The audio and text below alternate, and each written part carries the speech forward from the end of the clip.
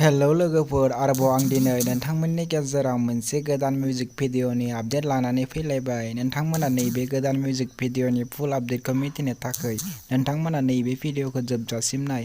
लोगोफोर, नोंथांमोना आंनि चेनेलखौ दासिमबो साबस्क्राइब खालामाखै, नोंथांमोना साबस्क्राइब खालामनानै गालां बेफोरबायदि गोदान भिडिअनि आपडेट मोननो थाखाय। बिदिब्ला फैदो दिनैनि बे गोदान भिडिअनि आपडेटनि सायाव।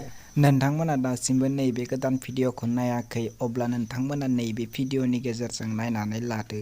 दिनैनि बे गोदान मिउजिक भिडिअनि टाइटेलानो जादों DULU। लोगोफोर, नोंथांमोना नैबे भिडिअखौ नायनो थाखाय बिथांमोननि इउटुब चेनेलाव थांनो नांगोन। बिथांमोना नैबे भिडिअखौ अलरेडि फुल आपल'ड खालामनानै होबाय।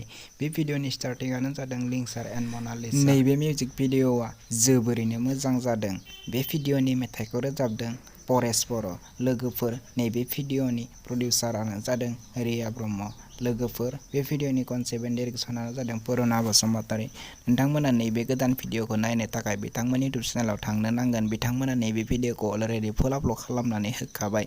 नोंथांमोना दासिमबो नायाखै, अब्ला नोंथांमोना आरबि फिल्म प्रडाक्शन इउटुब चेनेलाव थांनानै नैबे गोदान मिउजिक भिडिअखौ नायहैदो आरो चेनेलखौ साबस्क्राइब खालामाखैब्ला बिथांमोननि इउटुब चेनेलखौबो साबस्क्राइब खालामनानै होदो। बिदिब्ला लोगोफोर, दिनैनि बे गोदान भिडिअनि गुसुं आपडेटआ बेखिनियानोसै। नेक्स्ट आपडेटखौ आं नोंथांमोननि गेजेराव थाबैनो लानानै फैगोन। आंनि चेनेलखौ दासिमबो साबस्क्राइब खालामाखै, अब्ला नोंथांमोना साबस्क्राइब खालामनानै होदो।